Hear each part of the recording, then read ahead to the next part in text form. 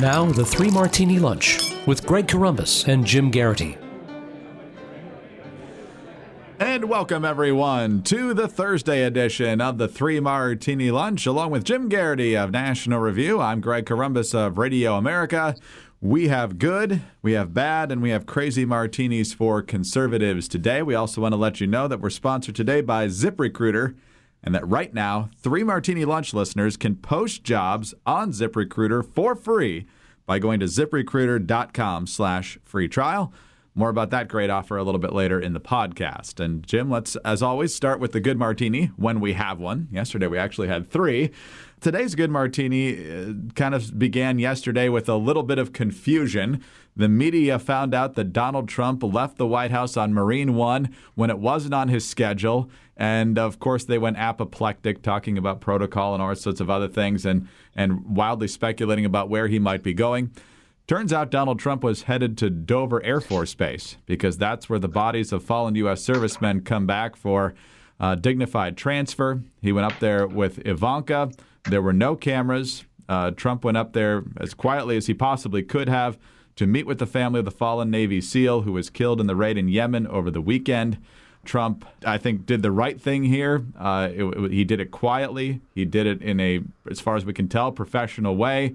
And not a lot of fanfare, and you got to be impressed with that. Yeah, this is exactly the way to do it. I certainly understand people might want photos or videos or something like that, but considering the solemnity of the moment, considering the dignity that you want to preserve in that moment, and I think perhaps for the family, maybe you could say the privacy of that moment.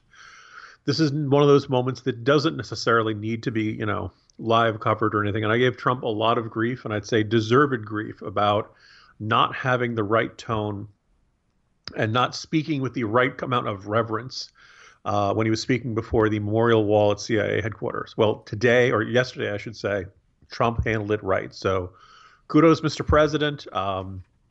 Those of us who'd wondered if you could demonstrate reverence, demonstrate a respect and a humility before something greater and more important than yourself.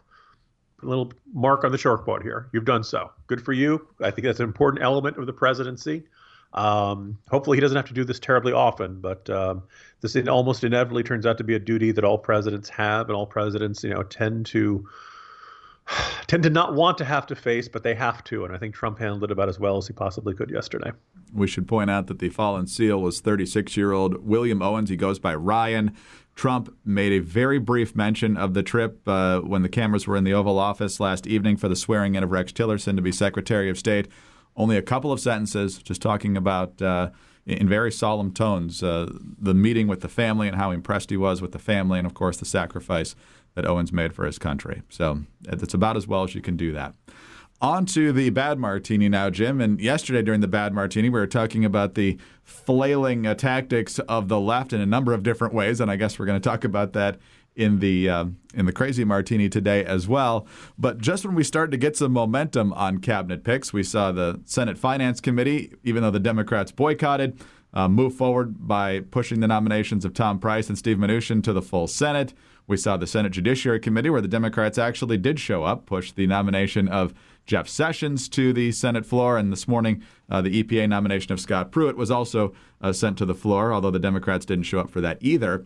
The bad news for Republicans is that two of them decided that they are not going to vote for Betsy DeVos to be Education Secretary, and that includes Maine Senator Susan Collins. Madam President, I come to the floor to announce a very difficult decision that I have made, and that is to vote against the confirmation of Betsy DeVos to be our nation's next Secretary of Education. Lisa Murkowski of Alaska is the other one. That means, assuming the Republicans, the rest of them, stick together, Mike Pence would have to break the tie. If there's any other Republican defections, the DeVos nomination could go down to defeat. Jim, there's always a few, like some people like to say, rhinos, moderates in the Senate who kind of gum up the works. Collins did the same thing with the Obama stimulus 8 years ago. you just want to pull your hair out sometimes. They say that Betsy DeVos hasn't proven that she's committed to public education, but she is definitely committed over decades of service to making sure kids get a good education. Yeah, look, I'm deeply frustrated by this. I am one of those guys who's been arguing for a long time the Republican Party needs to be a big tent party, and that you've got to give lawmakers a certain amount of flexibility to represent the political mood and tides and attitudes of their home state. I don't expect a Republican senator from Maine to vote the same way as a Republican senator from Oklahoma. That having been said, if you want to know why people don't trust moderate Republicans and why they get called squishes and why people fume about rhinos, it's things like this. I mean, I'm just going to observe that, as far as I know, Collins voted for Tillerson, right? Correct. Any indication she's going to vote against Ben Carson? I don't think so. Right? I mean, no, obviously, this is not an argument against Ben Carson, but people had noted, look, Ben Carson would be the first guy to tell you he's not a housing policy expert. So far as I know, no Republicans voting against that one. Betsy DeVos, as far as school choice or advocates are concerned, she never mind is she qualified for the pick. She's the best Trump cabinet pick, right? I mean, people, she was the Gorsuch equivalent for education policy. You saw conservative policy wonks going yes, and thrilled about her, and now she's hanging by a thread. Now, does this mean she's not going to get confirmed? No, I think we got it. If I'm a really devious Senate Democrat, Greg, I would say, yes, I'm throwing my weight behind Sessions, confirm him so that he has to quit his as senator, wait for Alabama to appoint a replacement, and then the vote would be 50 against 49. So they'd have to delay the floor vote on DeVos, assuming, of course, that no other Republicans stray on this one, that no other Democrats vote no. I think, I don't want to overstate it, but this is one of those moments where they really come across as being shamelessly in thrall to the National Education Association and the teachers unions.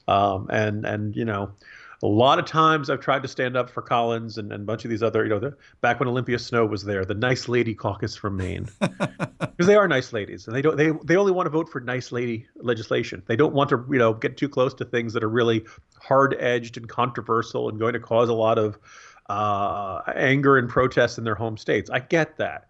But this was a good time to stand up for school choice, and they chose not to, and it's deeply disturbing. Hopefully DeVos gets confirmed and we get to continue with this. But I mean, if DeVos was the one cabinet nomination that went down, I'd be pretty appalled, Greg. Let's also throw it out at this point that one of the reasons it's in trouble is not a single Democrat's going to go for it. So Joe Manchin, all right, don't expect any sympathy come 2018, all right? All these red state Democrats, you could all go down as far as I'm concerned if DeVos goes down, okay? Yeah, and they might. These votes will definitely be talked about, and certainly if they filibuster the Gorsuch nomination, that'll be fodder for TV ads as well. It looks, though, like the rest of the Republicans should stay in line. There had been some talk about Pat Toomey for some reason, but he's announced that he's definitely on board. Same with Rob Portman. The only question mark now might be the other senator from Alaska, Dan Sullivan, but I've seen nothing from him suggesting that he's about to vote no on this. There's been a lot of talk, obviously, with the frustration that you've expressed and many other conservatives have expressed here, that it's time to primary these two, which I can understand the sentiment. The problem is Susan Collins is up in 2020. And Lisa Murkowski just got reelected, so she's not up till 2022. That's what makes Murkowski really unforgivable. And I was going to make the observation that if Pat Toomey had been on the fence, Pat Toomey is one of my favorite senators of all time, longtime friend of National Review. I think exceptionally highly of him. And there's another one of those guys who a lot of my friends were very upset about the Toomey Manchin gun control proposal. They were tearing their hair out about it. And they were up in arms, and no pun intended. My attitude was like, look, he's from Pennsylvania. He's got to win over those Philadelphia suburbs. He's got to, every once in a while, he's going to have to deviate from the party line. You got to cut him that slack. I don't think I think he'll stick with DeVos. But let me just observe that if he does, Senator Toomey, you just got reelected. Right? The next time you face the voters is 2022. There's an excellent chance that Betsy DeVos will not be the education secretary in 2022. Whatever is going to cause you to be elected or reelected 6 years from now, we probably haven't even, come across that issue. Could be, the Russian invasion. our invasion of Russia. You never know what's going. We have no idea what the political environment was. And I in today's Morning Jolt, I mentioned a Facebook friend who wrote, Betsy DeVos destroyed all the public schools in Detroit. Really? They're all destroyed. There are no more schools in Detroit, I find. I had another Facebook friend another nice young woman, left of center, and she was furious with Pat Toomey. Wanted to know, what is Pat Toomey willing to do to keep Stephen Bannon out of the White House? Well, there's no confirmation vote for that.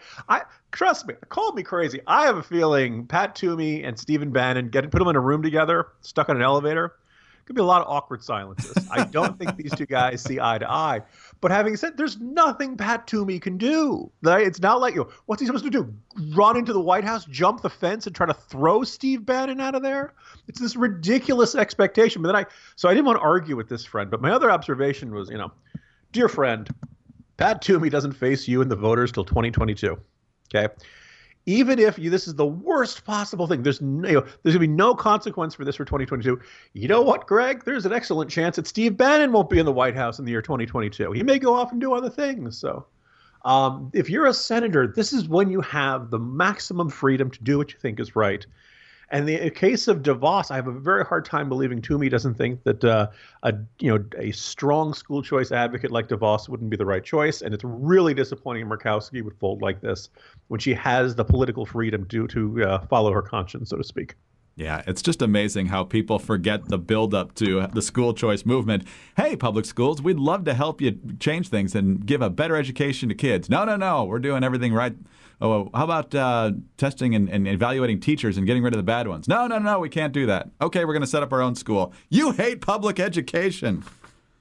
Unbelievable. But like we said, Collins and Murkowski are not up for a while, so if you're thinking about challenging them, you're going to have to get another job in the meantime. But there are folks hiring. And so the question is, are you hiring? Do you know where to post your job to find the best candidates? Posting your job in one place isn't enough to find quality candidates. If you want to find the perfect hire, you need to post your job on all the top job sites. And now you can. With ZipRecruiter.com, you can post your job to more than 100 job sites, including social media networks like Facebook and Twitter, all with a single click. Find candidates in any city or industry nationwide. Just post once and watch your qualified candidates roll into ZipRecruiter's easy-to-use interface. No more juggling emails or calls to your office. You can quickly screen candidates, rate them, and hire the right person fast. Find out today why ZipRecruiter has been used by over 1 million businesses. And right now, 3 Martini Lunch listeners can post jobs on ZipRecruiter for free by going to ZipRecruiter.com/free trial. That's right, it's free. That's ZipRecruiter.com/free trial. One more time, to try it for free, go to ZipRecruiter.com/free trial. Hopefully President Trump won't need ZipRecruiter to find another choice for education secretary. But if he does, unfortunately, ZipRecruiter would be a great tool. Okay, on to the crazy martini now. And Jim, just when we had put the kids to bed last night and we thought everything was quiet, potentially until the morning, you turn on cable news just to make sure something else hasn't happened, and oh yeah, it has.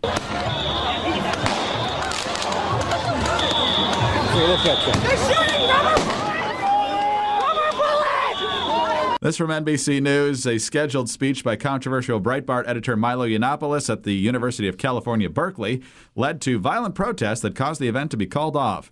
The university said fires were set, including one caused by a firebomb that ignited a generator-powered spotlight, and commercial-grade fireworks were thrown at police. NBC Bay Area showed a group of people grab a metal barricade and smash it against a door. The quote from the university, "The violence was instigated by a group of about 150 masked agitators who came onto campus and interrupted an otherwise nonviolent protest." So, Jim, of course, I guess this can be classified now as mostly peaceful. So in the same week that we've defended Tom Brady, now we have to defend Milo Yiannopoulos because we like this thing called free speech in this country, even though if we don't necessarily agree with everything people say. But once again, the quote-unquote tolerant left has decided that because they don't agree with you, you must be stopped violently if necessary. Yeah. By the way, I should point out, I wrote about this in the lead section of the Morning Jolt and was posted in the corner, and one reader said, Jim, I like you, but that was a really cheap shot. You didn't even mention Milo.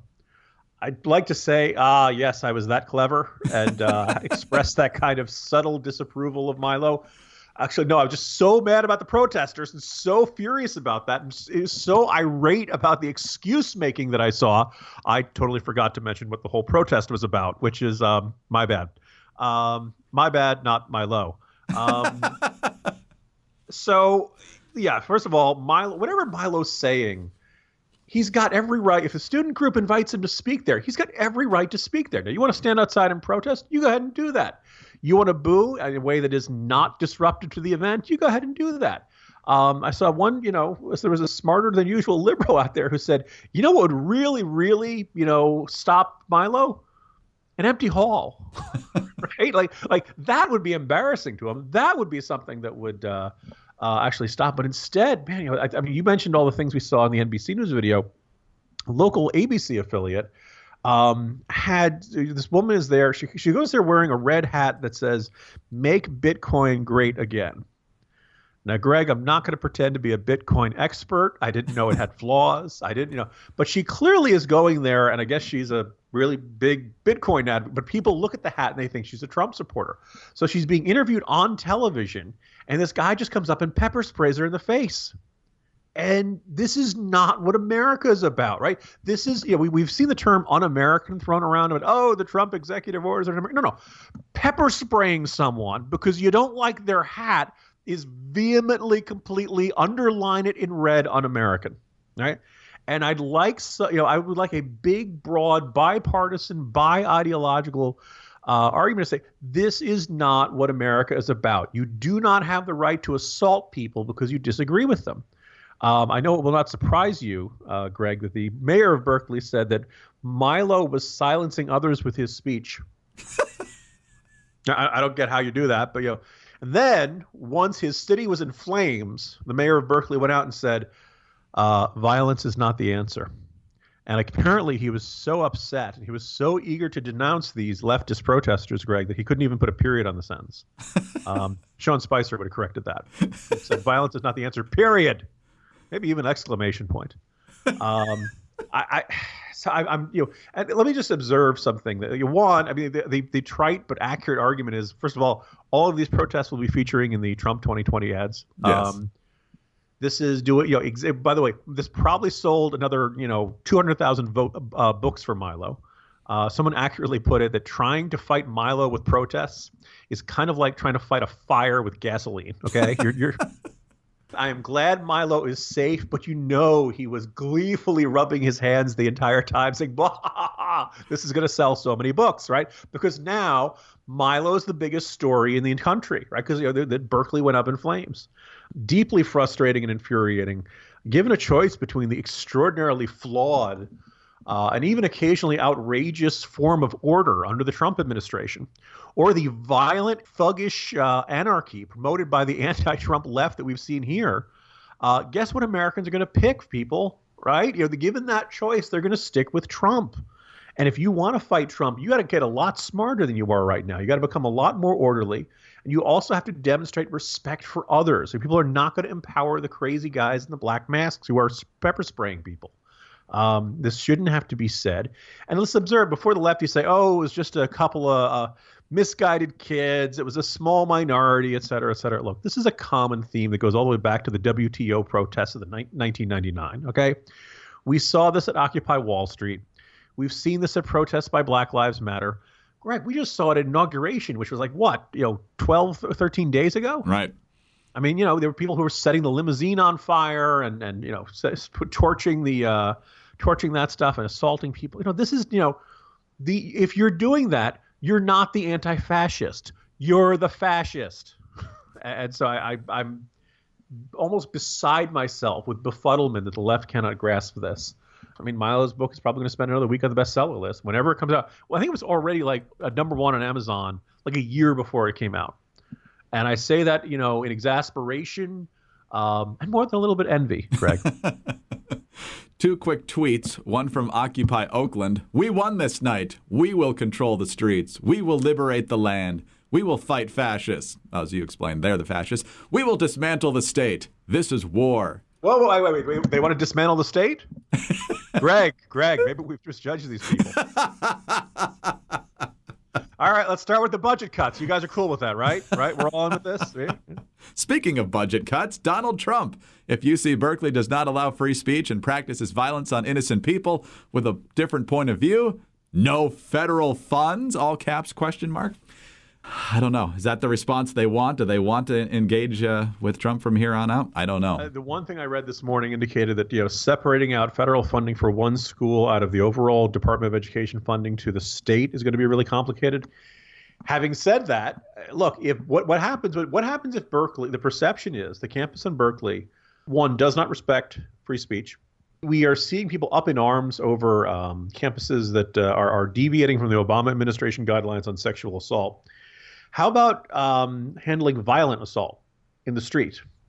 All right. I mean, what happens when a college campus says basically, we're only going to do lip service to enforcing the law. We cannot actually guarantee a safe environment, not just for students or faculty, but also for anybody who happens to be passing by on the streets in our campuses. Certainly, we can't provide any sufficient security for a safe environment for guest speakers. At some point, some sort of dramatic cut, even if it was a symbolic cut, something to say to Berkeley, you don't get to have this until you start behaving and kind of demonstrating that you have respect for all rights of all Americans, even the ones who disagree with this angry movement that dominates your campus. Could be time for a really hard lesson for that. I'm all for it. I just hope the president can stop talking about the apprentice ratings at the National Prayer Breakfast long enough to focus upon this and do something about it. He did ask people to pray for the ratings. That's true. Jim, back when Berkeley was doing major riots back in the 60s, Governor Reagan had some of his best sound bites of his entire 8 years in Sacramento. All of it began the first time some of you who know better and are old enough to know better let young people think that they had the right to choose the laws they would obey as long as they were doing it in the name of social protest. Sadly, I'm guessing the current governor will have nothing close to that. Probably have an acid flashback to when he hung out with Jim Jones. Not that I have, an axe to grind with Jerry Brown. But yes, by the way, I'm not making that up. Jim Jones, famous of Jonestown and Kool-Aid fame, was very plugged in with the Democratic establishment back in the late 70s. And one of the guys he hung around with was Jerry Brown. Not surprising. That's your happy little factoid to leave you on a Thursday afternoon, folks. Jim Geraghty of National Review. I'm Greg Corombos of Radio America. Thanks for being with us today. And don't forget to visit our friends at ZipRecruiter. Right now, 3 Martini Lunch listeners can post jobs on ZipRecruiter for free by going to ZipRecruiter.com/free trial. And don't forget to join us on Friday for the next 3 Martini Lunch.